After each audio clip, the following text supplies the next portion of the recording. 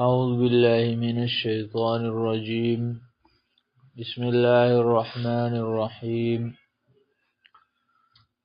سورة النبأ مکی سورت تے پدې کې سلوخ آیتونه دي، دو پکې رکوګانی دي.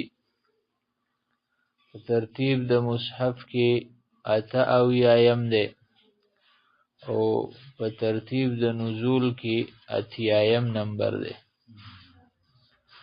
د دې سورت یو نوم سورة النبأ دی، په دې وجه چې په دې کې د هغې عظیم خبر په باره کې د تساؤل نه منع راغلی ده، او خبر عظیم او لوی خبر ته نبأ وی په عربی کې، او دغه ټکی په دې کې استعمال شوی دی. په دې مناسبت سره ورته سورة النبأ وی. دغه شان نور نومونه هم راځي، سورة عما يتساءلون، سورة التساؤل او سورة المعصرات. دا مختلف نمونه مفسرینو ذکر کړی دي په دې خبره په وجه چې دغه ټکی په دې صورت کې استعمال شوی دی. د دې صورت د مخکنی صورت سورة المرسلات سره ربط د په مختلفو طریقو دی. یو دا چې په مخکنی صورت کې زجرونه او زورنې وي هغه خلقو ته چې کم خلق د قرآن تکذیب کوي، د قرآن ته دروغجن وي. نو اوس په دې صورت کې زورنه ده هغه خلقو ته چې هغه د قرآن په باره کې د قیامت په باره کې اختلاف کوي او د هغې په باره کې بې ځایه سوالونه کوي، بې ځایه بحث مباحثې کوي. دویم ربط دا دی چې په سورة المرسلات کې د قیامت ورځې ته یوم الفصل ویلو، نو په دې صورت کې به دا خبره کوي چې د یوم الفصل وخت مقرر دی، هغه به راځي په خپل مقرر وخت باندې. او د یوم الفصل په مناسبت سره په دې صورت کې د متقینو او د مکذبینو په منځ کې فرق کړی دی په لسو طریقو سره.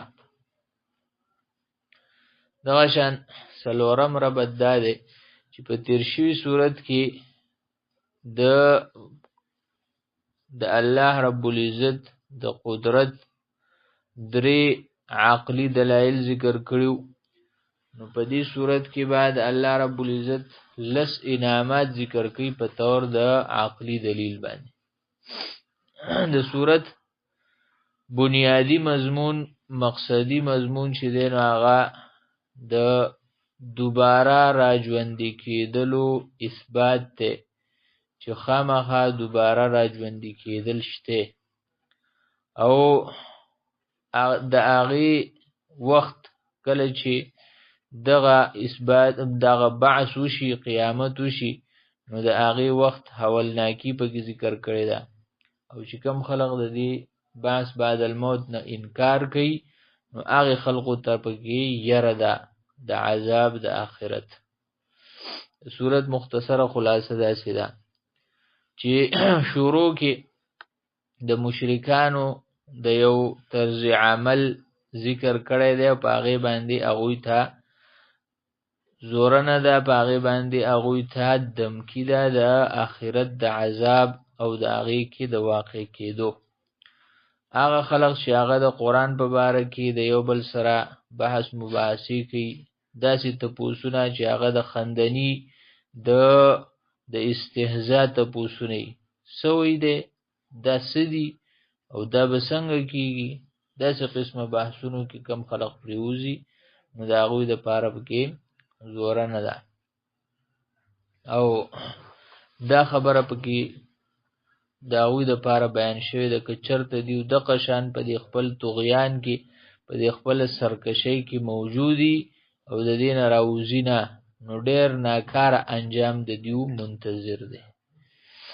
دغه شان بیا د الله رب العزت په وحدانیت باندې دلایل دي، او د الله رب العزت د قدرت ذکر دی چې څنګه الله رب العزت تاسو په دې دنیا کې جوړ کړی یې، په دې دنیا کې وسولی یې، ځمکه یې دله څنګه پیدا کړې ده، د غرونو تخلیق څنګه شوی دی، تاسو څنګه جوړې جوړې پیدا کړی یې، د ورځې او د شپې نظام یې دله چلولی دی.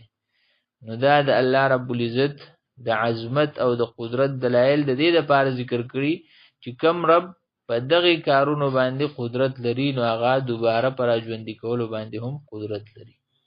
بیا د قیامت حولناکۍ ذکر کړي، د قیامت په ورځ باندې به څه کار کېږي. یوم ینفخ فی الصور فتأتون افواجا وفتحت السماء فکانت ابوابا. ټول خلق به ډلې ډلې راځي، اسمان کې به دروازې جوړې شي، غرونه به والوځي، غرونه به روان شي. نو دا د قیامت احوال بیان کړي دي. او بیا په آخري رکوع کې د متقیانو دپاره د جنت نعمتونه دي چې دیو به په دغه ورځ باندې کامیاب خلق به دغه خلقي، او د دوی دپاره به عجیبه نعمتونه، هغه نعمتونه به تفصیل سره ذکر کړي. بیا د دې خبرې بیان دی چې د قیامت ورځ خامخا راتلونکې ده.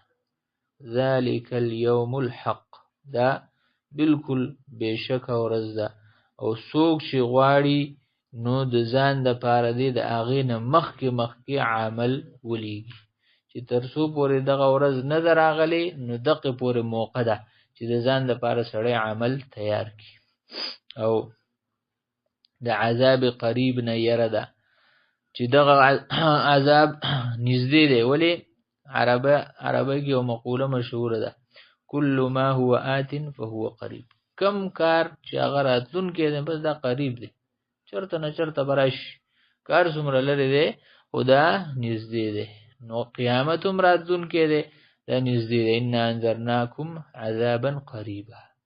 او په دغه ورځ باندې به بندګانو ته د دوی عملونه وښولی شي، تاسو څه کړو په دنیا کې، خیر کارونه هم کړو که د شر کارونه هم کړو.